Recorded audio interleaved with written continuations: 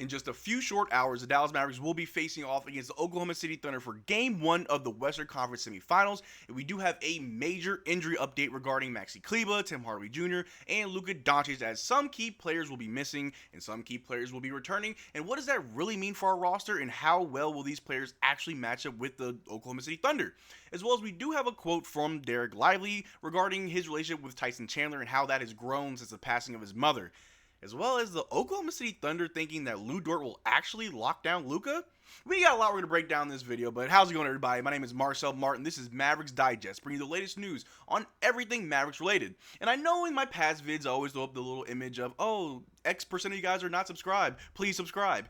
We're going to try something a little bit different. I want to try a little bit of an experiment here. So we're going to try and go for 250 likes.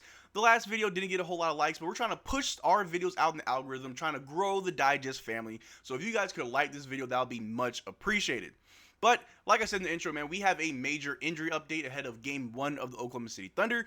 As we saw in Game 6 against the Los Angeles Clippers, Maxey went down with a very bad injury. He sprained his AC rotator cuff. I'm not a doctor. I don't know.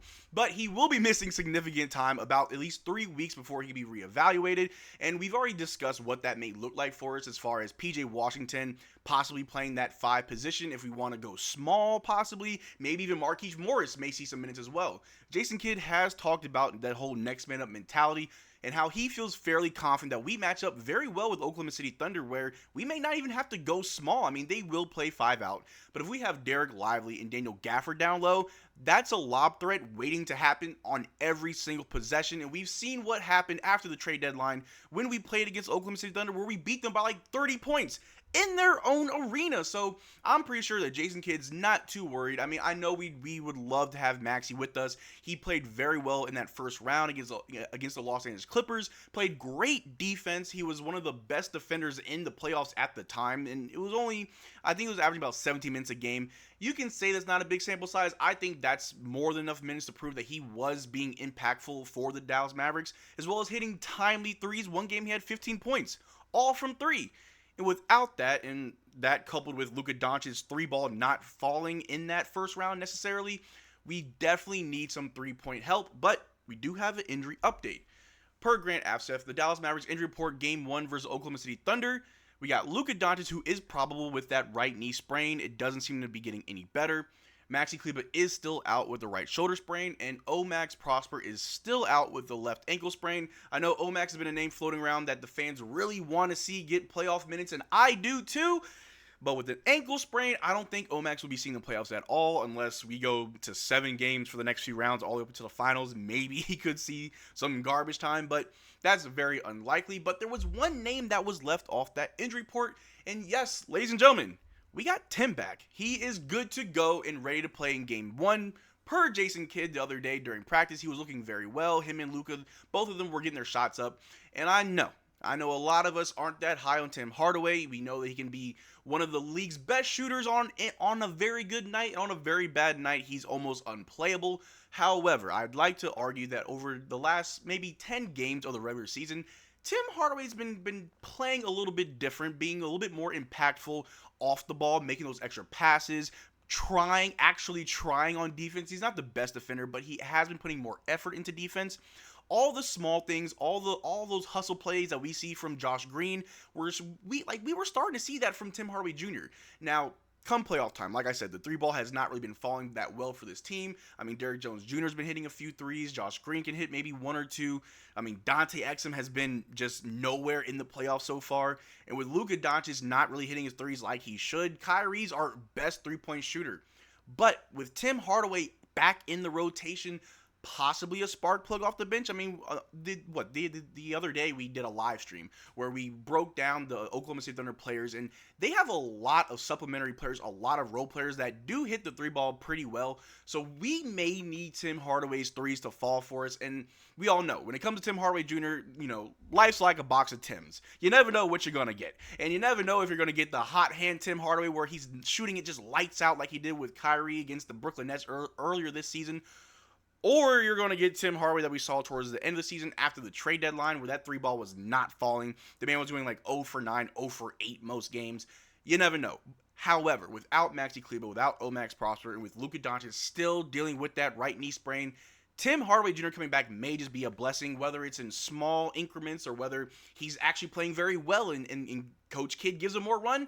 Regardless, I don't see Tim Hardaway Jr. coming back as being a bad thing. I think it can only be good for us. You throw him out there, see how he does. If he's doing well, you keep him out there. If he starts to play like the old Timmy, you pull him back to the bench like we've been doing with Dante Exum in the first round. However, this Dallas Mavericks team has to be prepared for the Oklahoma City Thunder. They like to play 5 out. Chet Holmgren is a 7-footer who really isn't a problem down low. I mean, we've seen, I almost said Tyson Chandler. Oh, man, we've seen Daniel Gafford and Derrick Lively just demolish him in the paint, being able to just dunk on him with ease, no problem. Like I said in the intro, a lob threat waiting to happen. But with that 3-ball shooting, I mean, I think they shot maybe 50% from 3 as a team for the season, which is crazy. We need to be ready for that because they will shoot high volume threes. I wouldn't be surprised if they average 30 to 35 threes a game in this series.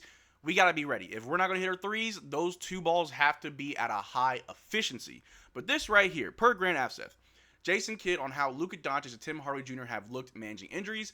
Jason Kidd said they've been great. They look great. They look ready to go. And I wanted to throw that up just because with Luka Doncic's injury, he's probable. He's day-to-day. I think Luka will play. I think they just throw him up there in case any last-minute injuries or any last-minute, re-aggravation of his right knee sprain may pop up, that he may be out. I'm confident Luka Doncic will play today. Even though he's listed as probable, he will play. Tim Hardaway's back. Luka's here. I think we look pretty good. But the other thing that we're going to talk about here is the man, Dereck Lively, our rookie, who unfortunately didn't win Rookie of the Year. My vote didn't count, I guess. Didn't know how to vote. But anyway, Dereck Lively, we all know about a month ago the passing of his mother. She lost her battle with cancer.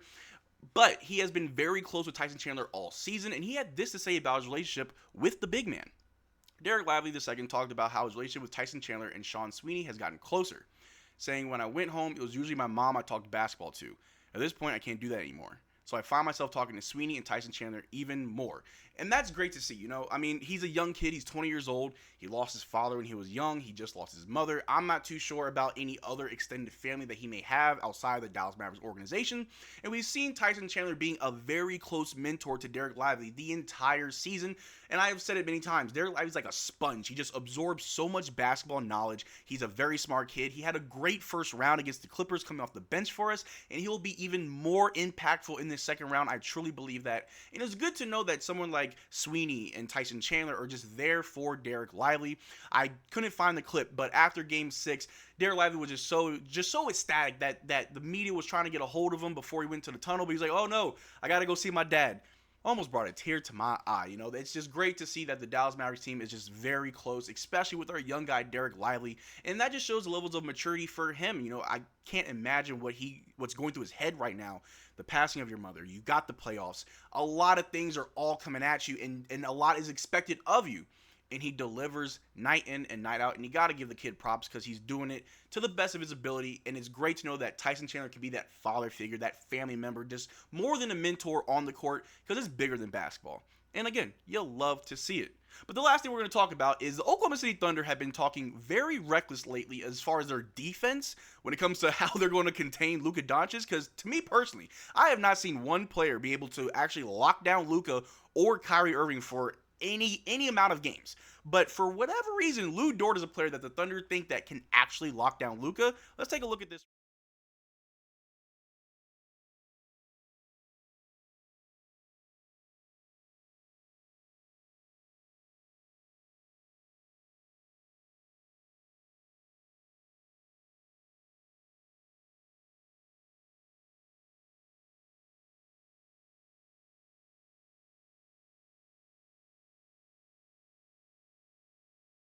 To actually, my buttons all over the place. If you're not actually able to guard Luka Doncic effectively to have him score less than 32 points a game when you match up against him, I don't know what you're going to do in this series. It's the playoffs. High stakes. It's a completely different situation. The lights are brighter, and Luka Doncic is built for this. He has the experience. So sure, what they call the Dorkshire Chamber, more like the Dorkshire Chamber.